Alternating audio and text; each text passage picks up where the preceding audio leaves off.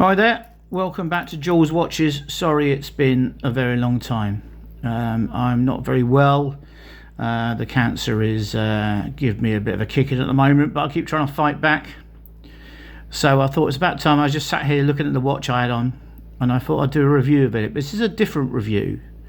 This isn't a review of the watch, of the brand, of the build, of the technical details. This is a watch about why we collect watches. Oh, light's gone funny. What watches mean to us, why they're in our special little display of our top 10, top 12, top 20 or whatever, why they don't just get thrown in the back of a drawer, why when you show people your collection, you know, sometimes people are attracted to certain watches, and this one attracts quite a bit of interest because of the obviously Rolex rip-off kind of look about it. But let's talk about the story. Why is this in my collection? 7 years this has been in my collection, and I've got technical watches, I've got Luminox, I've got Citizens, I've got some of the AliExpress watches, Longines, I've got Satina, I've got a cracking selection of Seikos, all of these fantastic, beautiful, technically fantastic watches that I like. I bought because I like them, and I bought them all with my own money. But this one I didn't buy. This one was given to me. And this one was given to me. I moved to this lovely village about 9 years ago, and I made friends with this amazing guy who got us in to introduce us to the village. Sadly, he was on his way out. He found out he had cancer. And me, knowing what I know about one of my previous lives, I helped him with some paperwork, helped him do some important things. I helped them make sure that the last few months of his life or whatever were more comfortable because of some financial knowledge I had that could help him out.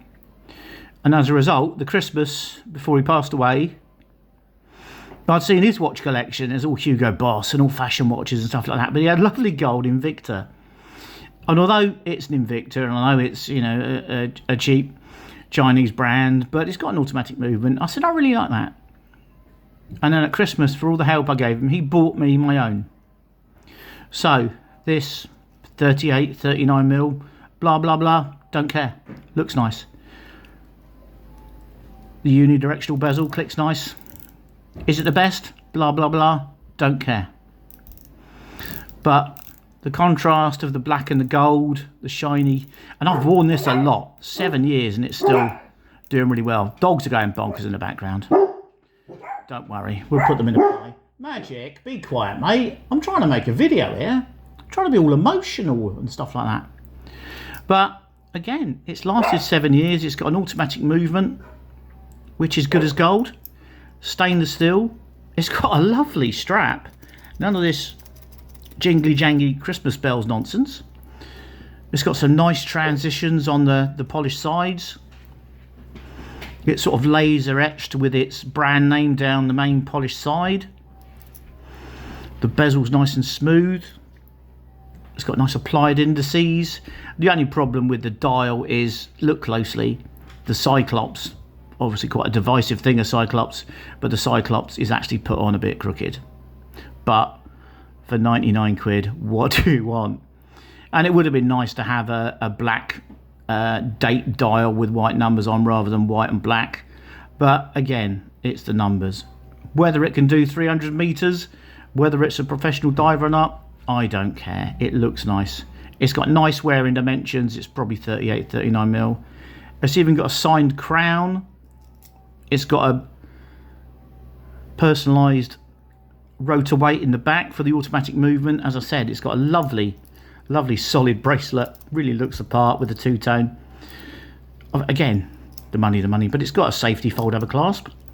Push it up, and yeah, it's got a pressed fold-over clasp. But again, so my Citizens cost 500 quid. So again, what does it matter? My friend gave it to me. It looks nice. It draws attention, and it's something for me to speak about. And it's got a reason like no other to be in my collection. But it has got micro adjustment. Look, micro adjustment, all for that money. It's got a signed clasp. Obviously, there's a bit, you can see the old desk dive in it. And again, there's no jingle jangle from it. Let's try it on. I've been criticised for trying it on. And again, it's a weird one, this, and I'm sorry if I've bored people with it without doing all the technical stuff and technical specification. I'm not going to go into that. If you're a fan of Invicta stuff, you know what Invicta do. You know what sort of stuff turns up on AliExpress.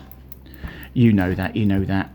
And a lot of the time, why do we buy watches, whether it's the $3 grand Longines, my Super Duper Rado, or this beautiful Invicta? We buy it because we like it. If you're buying it for some other reason, it's technical spec, or because you think your friends will like it, or because you're buying status, then you're in the wrong game and you're doing it for the wrong reasons. But that's just my opinion. But it looks nice. I think my daughter-in-law's got her eyes on this when I finally decide to go underside of the daisies. But you can see why. Look at it. It just looks like a bit of glass, and it's not a cheap bit of tat. It's got an automatic movement. It's been running 7 years. And it looks the part when it's polished up, which probably I need to do. But again, as I said, out of all of the 25, 30 watches in my collection, a lot of them mean a lot to me. I bought a lot of them, and a lot of them have a very special place. But this one is very special. And when you're looking at your own collections, or if you're gifting people watches or whatever, these things are remembered. Especially if it's something that's not just a bit of tat, that's actually got a bit of substance to it. It might not be the brand that you want. It might be a bit cheesy in terms of some of its finish. But look at it, it's solid, it's lasted 7 years. It's actually well built, it's got an automatic movement, and as long as it's looked after right, this will go on beyond me and maybe beyond whoever I give it to. And it still looks nice. And it was a gift from a special friend, and that's why it's got a special place in my collection. And that's what we should remember. It's not about technical spec, it's not about showing off to people. It's about, do we like it? Does it look nice? Has it got a place in our collection? And that's why I collect watches. I'm sure many of you do as well. Anyway, thank you very much for tuning in. Please like, subscribe, and leave a comment. Have you been left a watch? Are you leaving someone a watch in your collection? I'd be interested to know, because that's been an important part of mine. I've been sort of like seeing who's going to get which watch, to make sure there are no people robbing after I've gone, and no arguments over it, because these things do happen and I've seen them. So please like, share, subscribe, leave a comment, and not just for me, but my friend Kev, and all of the people that know him, and all the people that understand why this watch is in my collection. Thank you very much.